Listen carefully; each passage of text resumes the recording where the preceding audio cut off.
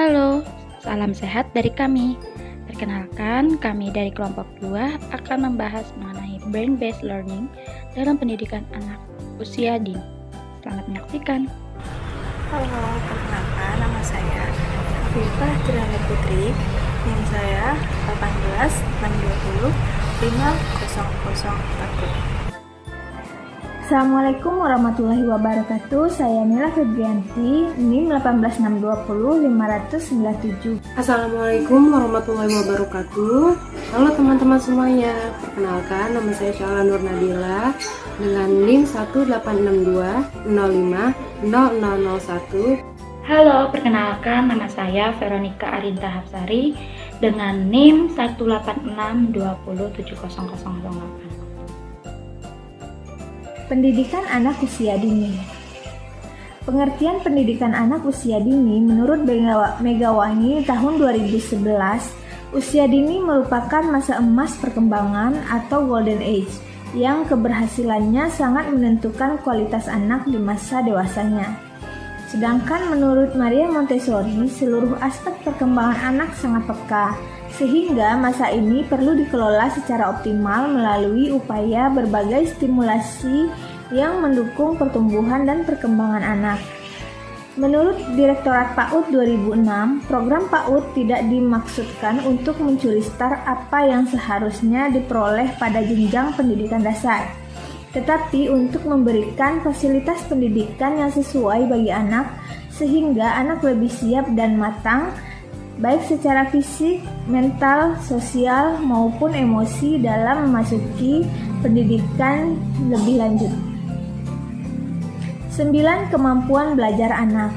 Pertama, kecerdasan linguistik, yang kedua, kecerdasan logika matematika, yang ketiga, kecerdasan visual spasial, yang keempat, kecerdasan musikal, yang kelima, kecerdasan kinestetik, yang keenam, kecerdasan naturalis, yang ketujuh, kecerdasan interpersonal, yang kedelapan, kecerdasan intrapersonal, yang kesembilan, kecerdasan spiritual.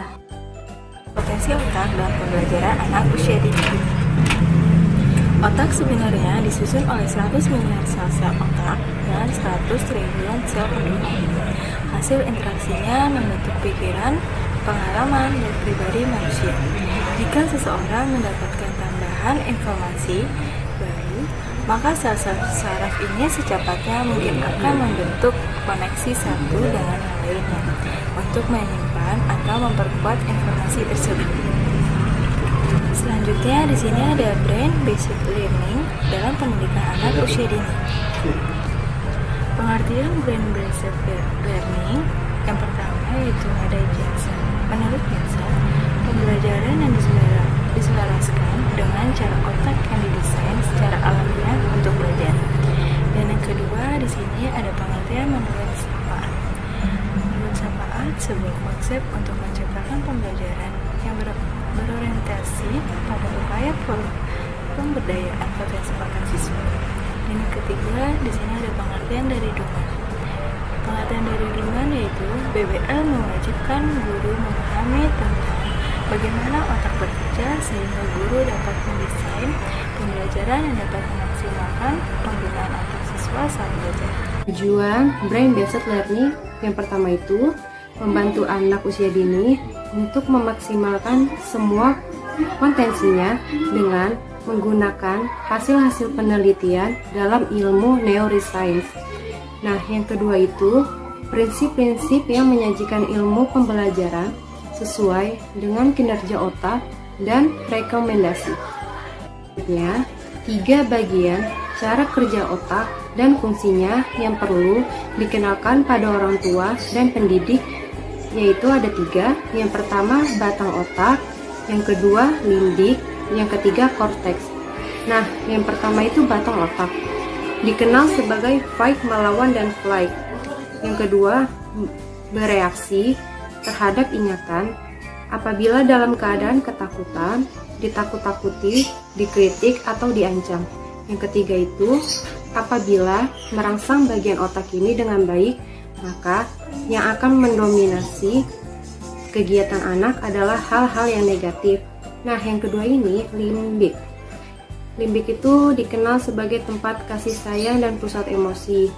Apabila dalam keadaan nyaman dan aman serta menyenangkan, sistem limbik akan bekerja sangat baik.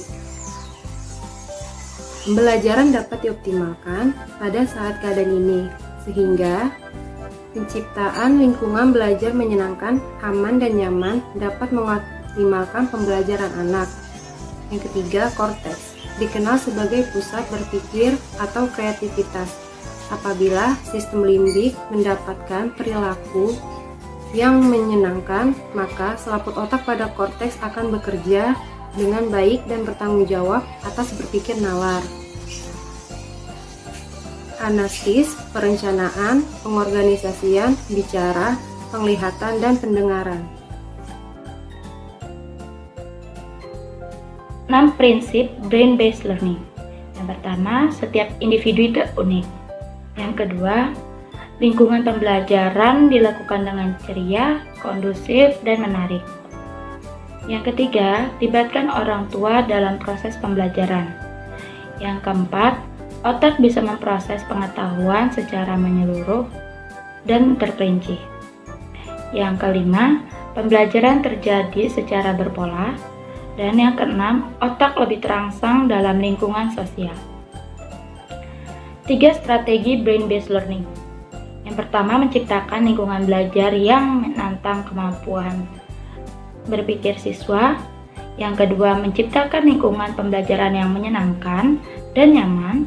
Dan yang ketiga, menciptakan situasi pembelajaran yang aktif dan bermakna bagi siswa. 5 upaya yang dilakukan guru atau pendidik dalam brain-based learning. Yang pertama, menciptakan lingkungan belajar yang dapat membuat anak asik dalam pengalaman. Yang kedua, menyediakan kesempatan belajar yang beragam dalam ruang kelas. Yang ketiga, menciptakan suasana belajar yang bebas tekanan dan ancaman, tetapi tetap menantang bagi anak untuk mencari tahu lebih banyak tentang sesuatu. Yang keempat, menciptakan kurikulum yang dapat menumbuhkan minat anak dan kontekstual. Dan yang kelima, lingkungan pembelajaran yang aktif. Terima kasih. Terima kasih. Terima kasih. Terima kasih.